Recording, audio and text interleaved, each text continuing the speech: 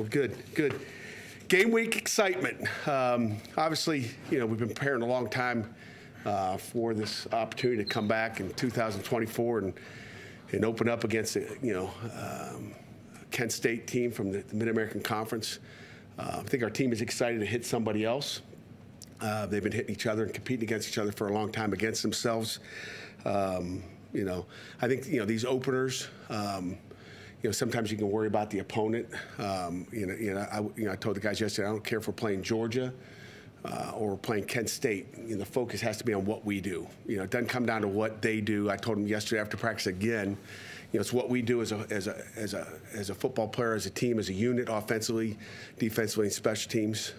So to me, that's the critical thing: is focus on us. Don't worry about the opponent. If we go out there and play the game we're supposed to play, I think we'll walk off the field happy. As you guys probably got the first updated depth chart whenever you got it. You see there's a lot of guys that we think are starters on that football team. We got a lot of guys that are going to get an opportunity to go out there and either start or be considered a starter. So we feel like we got a lot of those. Obviously, that quarterback position is one that you guys probably take great interest in. Probably more than I do to know who it is. But we feel like Nate and Eli both are guys that we consider starters. So those two have competed their tails off all camp. And we'll go out there and go. I think the starter will be determined how we practice this week. We got practice in yesterday, so we'll see how they practice, how they pick up the game plan. But the plan right now, is to play both those guys on Saturday and let the competition begin. On the field. It's one of those that I think is too close to just say, hey, this is what it is. Let's take a chance at it. I think both of them are very capable. I think they both are guys that can win football games for us, and I'm excited to watch both of them play. If you guys recall, back in 2015, we did it. My first year here, with Chad Wojtek and Nathan Peterman.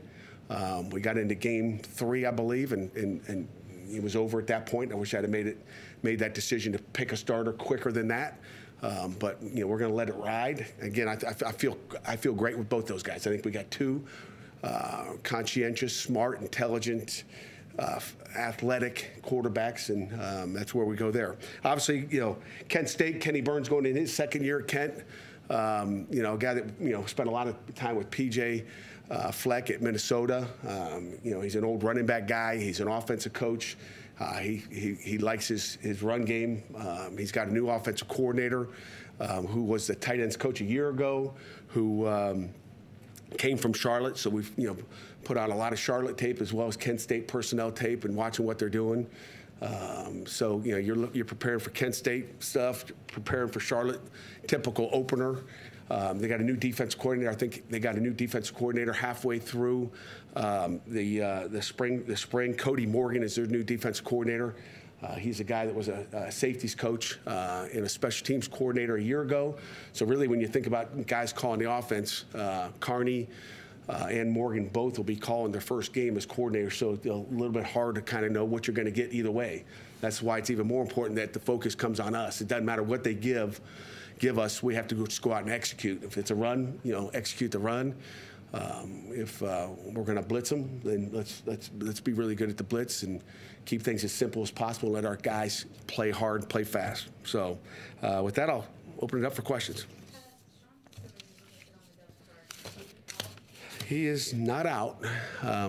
Maybe a little bit banged up, but Sean would be on the depth chart. But I probably should have put another or next to him. Amanda, thanks for letting me know about that one. Mike could work on that one. So, yeah, Sean's been banged up. I'm not going to get into talking about injuries. But he's been banged up a little bit, and we hope to have him back real soon. That one of the classic monikers of football. And maybe even this week. You never know. One of the classic sayings of football, we'll talk about quarterbacks, is that if you have two quarterbacks, you have no quarterbacks. How does these two guys beat that? What have they shown you you in camp that both these guys are ready to go? Last year at this point, I didn't feel like we had two quarterbacks. Okay, I'll start there. Felt like we had one quarterback, and I thought, I feel so much better about where that is. But, you can take slogans and, those terms, Chris, we'll find out on the 31st, right? I mean, I believe we have two really good quarterbacks. I really do. They're both, and again, Nate was, the starter coming out of, spring ball, as we've talked through camp. And Eli made some major improvements. I mean, it's like he caught up, and there was some competition going on. And I feel like to say, one guy's going to get that opportunity to take the first snap, but to say, at that position, at the quarterback position, that, hey, it's all about practice, because you know what, you get used to playing against one defense and one coverage or whatever it may be. That doesn't mean you're the best quarterback. So to me, that thing needs to be, put over into a game-like situation and let it go from there. Just like a lot of those positions. I don't care if you talk about the defensive end or D tackles.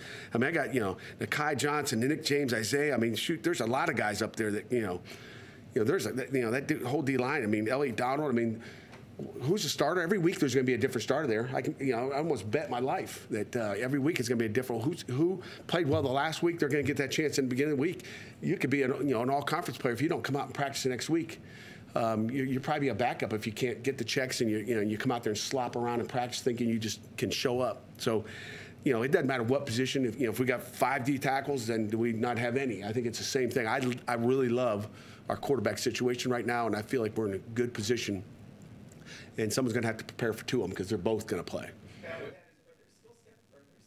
Where have you been? It's good to have you back. All right. Do you have a croissant over there or what? Beautiful.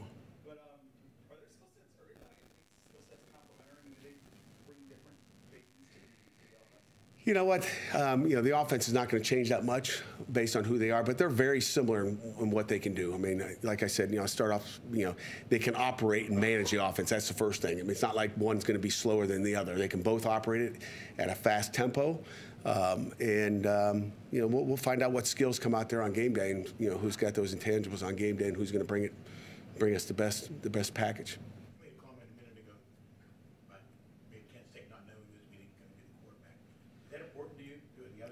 Not really. Not really. Sometimes in different positions, but not for that one. That's not the reason. I can guarantee you that. Because they're preparing for both of them. Even though they probably don't have much tape on Eli, they're preparing for both of them anyway, probably. And just like we're preparing for 2 of their quarterbacks. So, Pat, you're saying that both guys will play Saturday. Do you guys have certain packages for one or the other? There are certain things that both do well in different ways? No, the same package. To Will's question, really, it's the same thing. Like, it's not like, we can't run this with him. We used to do this. Now, I can tell you this. Coach Bell he'll sit down with both those guys and say, hey, what do you like? What do you like? They each have things they like better, but they can operate and do everything the same. It's not like he's going to have to change, but, instead of, Nate's favorite play may be this and Eli's is this, but they're all in the favorites. They've all practiced everything that we're going to have in the game plan.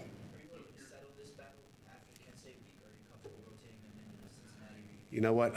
I'd like to do what comes out. Whatever happens. I mean, I think we maybe can all be sitting in that press conference room after the game, going, "Okay, it looks like that guy, right?" I mean, we could all have our opinions. I'd like to know as soon as possible. I don't want to drag it on. I want to get it done as soon as I possibly can. You're trying to judge the 2 quarterbacks. You're also trying to break into the offense.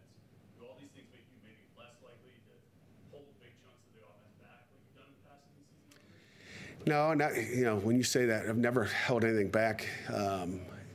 Again, I've never called an offensive play, but I've never held anything back in an opener.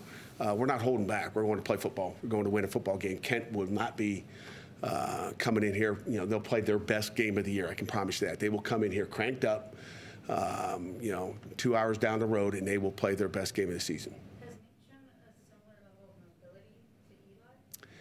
You know what? At times, yeah. I mean, you could probably put them on 40s. If you can go to the NCAA 24 game, I think one's got better speed than the other. I don't know how to predict that, but they both run pretty darn good. It's not like there's some drop back quarterback that isn't going to be able to be mobile enough. So they both move well. I don't know. Maybe we missed an or there. Rashad Battle has done a nice job. I mean, I think, Ryland, and you can almost say Taman, same thing. And Rashad might be the top 3 right now. So, you could probably put another or there if you wanted to. I just got bored writing ors on EJ's sheet and Mike's sheet. But Taman's, between Ryland, Taman, and Rashad, those to me right now at this point would be those 3 guys that are going to get the majority of those reps. And we'll kind of see how it goes. But I've been impressed with Rashad. He's a senior, and he's been through a battle okay, through his career here at Pitt. I'm excited that he's stayed healthy and excited to see him play. Pat Rodney's obviously played a lot of snaps for you. What has Desmond shown to have that over there at the right back? Yeah, I mean, Desmond, you know, and I probably said this, you know, pre-practice, you know, just Desmond's got a little gear. And he's tough, and you know, like I said, he's, you know, I think he sits behind the podium and is kind of like this, looking at the guys when he got a chance to sit up here and talk. And matter of fact, I think the guys messed with him a little bit and said, "Hey, stand up," because we have a lot of fun in here. You know, Desmond is a tough son of a gun. Let me just tell you, and he's fast. He's got burst. You know, he's not as big as Izzy was in the past, but he's got one of those. He's got that breakaway speed that if you give him a hole, he can take it to the house. So that's what. And again, he can catch the ball to the backfield. He's very versatile. Does that familiarity with the offense kind of help him, you think, too, as well? I think so. I think, you know, he wouldn't tell you that because he doesn't say anything. It's like I try to get him to talk a little. He just smiles, and you gotta love that about him. You didn't list your quarterbacks alphabetically, even if there's an order there. I was curious why not. Because I've struggled with the alphabet, I guess. Maybe, I don't know. I have no idea. Pat, you said you like made big strides. Is everything else alphabetical in here or wise? I have no idea. You said you like made big strides to close that gap. I think. What specifically did you see from him to kind of You know, probably wasn't as fair, you know, maybe in spring ball. You know, he had a little bit of a hammy. I mean, I think he dealt with the hammy going in, hamstring injury going into, you know, spring ball and out of spring ball, and just, you know, I don't know. I mean, I don't know. I couldn't put a finger on it. I mean, just the time, I guess, that he had in the offense in the summer. Obviously, he did a great job in the summer and spending time in the classroom and just, you know, learning it. You know, so I couldn't put my finger on exactly why, but he's made some strides, that's for sure. Could you speak a little bit to what you've gotten to know about Cade over the 8 months since you hired him? You've gotten to know him a little bit working with him. What was the question? What have you gotten to know about Cade since you hired him and since he got here? Gosh, you learn every day. You want the good or the bad? Just kidding. Both, I'm sure you do. No, you know, Cade's, you know, he's enthusiastic. He coaches the same way every day. He's consistent. You know, I can't say he's anything but a ball coach, a coach's kid. You know, I just, you know, love everything about him right now. I mean, we'll find out when games come, but he's a ball coach. He's into it. He's got great plans. He, you know, I like the way he game plans. That's something that comes up new. I mean, there's something, you know, every day there's something maybe new that you learn about him. And you know, I can't go through the list, but like just watching the way he game plans different than other guys, you know, that I've been around throughout the years. That's about it. All I can tell you. Pat, You're next, man. Covering you, I don't think I've seen freshmen get one of those starting oars like Francis Brewer did at a position like that. What has he done to show that he's at the level of guys that you're very familiar with, like the guys? Yeah, you know, Francis started off a little bit robotic, but he's a pleaser. You know, when you talk about, you know, 4-3 and you know, he's a guy that's just trying to do exactly what you know Coach Dowse or we want him to do every play. And if you tell him to stay in his A gap, stay in his A gap. I mean, he's really consistent with his footwork and doing what he's supposed to do. You know, he's probably the hardest transition was just trying to teach him how to run to the ball. He, you know, play the run and turn around and look like this for a while and see where the ball's going. But he's improved there. But like, he just attacks his gap and he's where he's supposed to be, and that's half the battle sometimes. Some guys want to swim around gaps and try to, you know, ad-lib.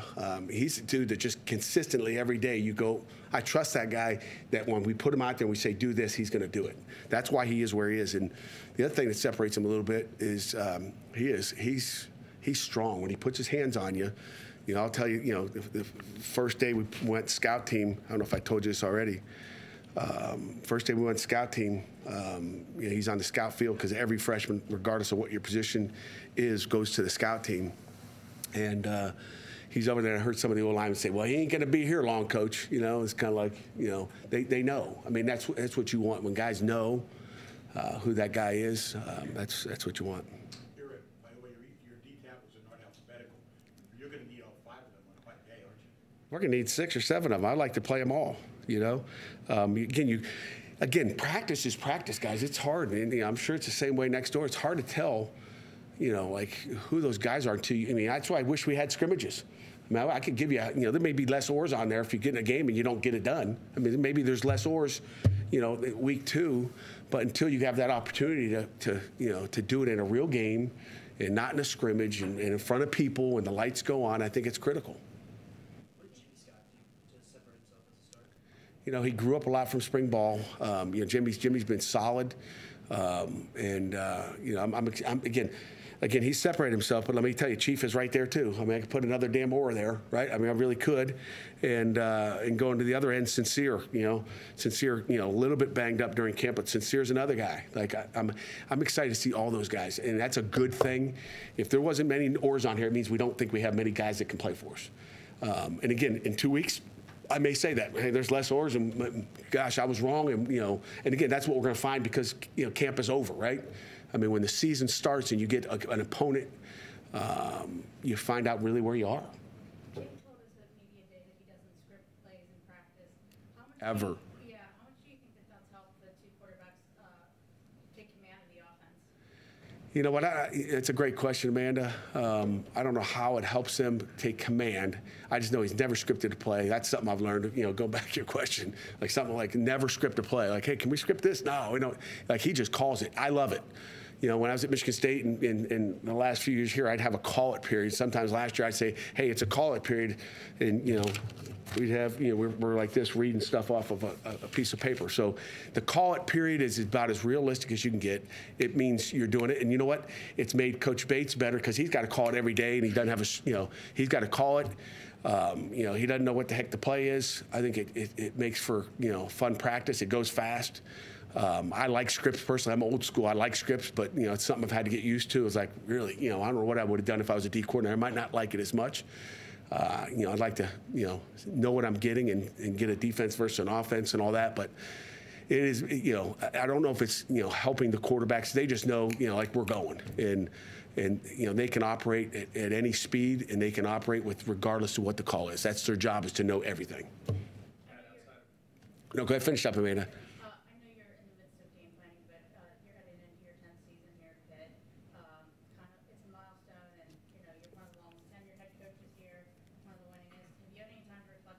Nah, not really.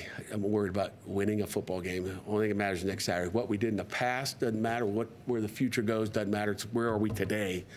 And I'm just worried about Ken. It ain't about me. It's about these seniors in the front row. It's about our captains and this football team. As honest as you could be. Who had that? Sorry. Yeah. Outside of Brandon and Key, you have a lot of youth at linebacker. Do you feel like you've got some young guys that are going to step up and make some plays? Yeah, I do. Kyle Lewis has played a ton of football. Biles has played he's played a lot of football. Jordan Bass would probably be the youngest one in that group of 6 guys that you see on the depth chart there. And we have some guys after that probably should put on the depth chart, but we feel good with those 6 linebackers right there. And Jordan will be the youngest of the ones in there. Kyle Lewis has played a lot of football. He's aggressive. He's physical. Biles is a dude. We know Lovelace. I mean, he all those guys can play. We have time for 2 more. What do you know about those 2 Kent State running backs, Thomas and Garcia? Both good players. I mean, obviously, the transfer from Minnesota, the starter, is a good player. He was the MVP of a bowl game when he was at Minnesota. Coach Burns, that's his guy, right? I mean, he's going to get the rock. He's going to get a chance to run the football. He coached him at Minnesota, and now he's at Kent State. So both good football players that we're going to have to stop the run. Stopping the run will be key. You listed Kenny Johnson as a starter. What did he show during the summer to improve from what you saw from last year? Kenny's had an up and down, I'd say, fall camp. So we're looking at again, as a lot of guys, especially at the receiver position, were banged up during the summer. Kenny's back and feeling good, and he has been for the last several days. So we're excited to see him back at full speed and playing Kenny ball. But Kenny's mature. The offense fits him, and he's an explosive guy that can make plays. Anybody else? No, that Mike. EJ's not here, so we can cheat on EJ. I do have one more, Pat, since I haven't been around. You got a lot of guys on this offense that were recruited under, you guys were playing a different style. Yeah. I mean, You know, do you have to allow for some breaking in process here, or do you expect, hey, man, we're snapping at 10 seconds until they get it? Yeah, it's a great question again. Well, I would say this: we're going to find out, but that's what the whole 292 days since January, whatever it is, since January 8th when we sat in this room here and talked, is to get them on that tempo. And listen to Coach Bell every day talk about it because it's new to me. Just the operation. Our operation is getting better. Like our operation right now, with the guys that haven't been in this system and didn't get recruited into this system, is so much better than it was when we ended spring ball. So the operation, getting lined up, doing all those things is better. Is it good enough? We'll find out. Like, if guys are moving and not set and the quarterback snaps the ball, we got a legal procedure, it's gonna annoy the hell out of me. But like our operation keeps getting better. These guys that were in a different offenses, half of them played in that type of offense, or 3/4 of them, or maybe 100% of them played in similar offenses in high schools. They love all these one-word calls, that tell you what formation to line up in, what play to go, and it's just like that's kind of we see it every week, whoever we play. So I think they're used to it, and I think it shouldn't be a problem. Anything else? All right, ladies and gentlemen, appreciate you. Thank you. Here you go, boss.